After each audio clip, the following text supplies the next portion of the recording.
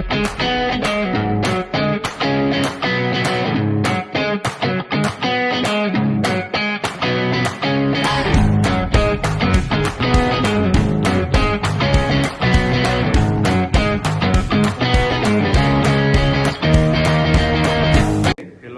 tengah hari, Encik Ezra, apa kabar? Baik? Hai, selamat petang. Kabar saya baik. Jadi, Encik Ezra, hari ini kami ingin menemui Anda tentang isu-isu perubahan iklim, pencemaran udara dan air, serta deforestasi. Isu ini memerlukan tindakan yang kolektif. Tapi sebelum itu, izinkan saya memperkenalkan diri dahulu. Nama saya Zakri Jani dan nama majlis saya adalah 20 DPM 24F1057. Baiklah, Encik Zakri.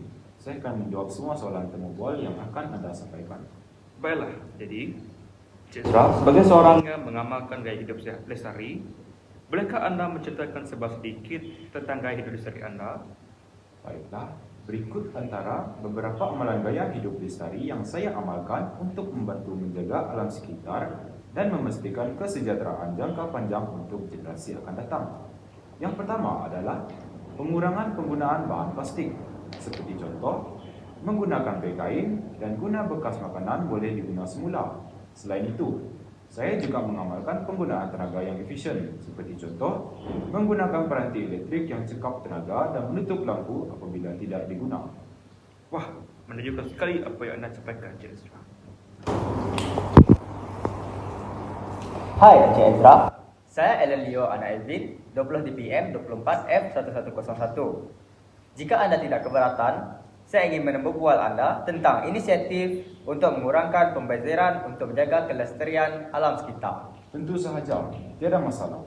Pada pendapat saya, antara inisiatif untuk mengurangkan pembaziran untuk menjaga kelestarian alam sekitar termasuklah mengadakan program hutan semula.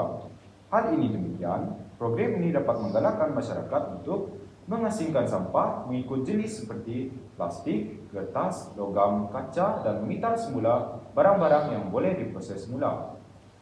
Baiklah Encik Ezra, terima kasih atas pendapat Anda yang Anda baru saja hujah. Tidak apa, saya sama juga tertarik dengan temubual ini. Tetapi sebelum itu, Encik Ezra, saya ingin menanyakan soalan pribadi saya sendiri, iaitu apakah yang menginspirasikan Anda untuk menjadi individu yang mengamalkan gaya hidup yang lestari? Bagi saya, dapat menjadi contoh pada orang lain. Setiap apa yang kita buat, seperti menggunakan bekas makanan yang boleh digunakan semula atau mengurangkan pembaziran air, dapat memberi inspirasi kepada orang lain yang berada di sekitar kita untuk bagi saya, dapat menjadi contoh kepada orang lain.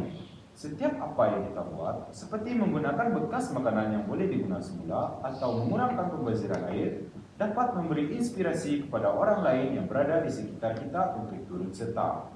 Jadi, orang lain melihat kita mengamalkan gaya hidup lestari, mereka lebih cenderung untuk mengikut jejak langkah kita. Sungguh buah pikiran yang bernas, Encik Ezra. Betul, Encik Ezra. Saya, Elizabeth Edwin, dan nama metrik saya 20 DPM 24F1066. Jadi, saya ingin menanyakan tentang apakah implikasi amalan gaya hidup lestari ini? Okey, pada pendapat saya, amalan gaya hidup lestari ini dapat memberi impak yang besar, terutamanya kepada individu. Seperti contoh, dapat memberi kesan positif terhadap alam sekitar. Dengan itu, mengurangkan penggunaan plastik, pembaziran makanan, dan penggunaan tenaga yang tidak cekap, kita dapat mengurangkan pencemaran udara, air, dan tanah. Baiklah, Encik Ezra. Terima kasih kerana telah meluangkan masa untuk ditemu bual dengan kami. Jadi, sampai sini sahaja kita bertemu bual. Sampai jumpa lagi, Encik Ezra. Sama-sama. Saya juga amat memandang positif tentang amalan gaya hidup yang lestari ini di masyarakat kita akan datang.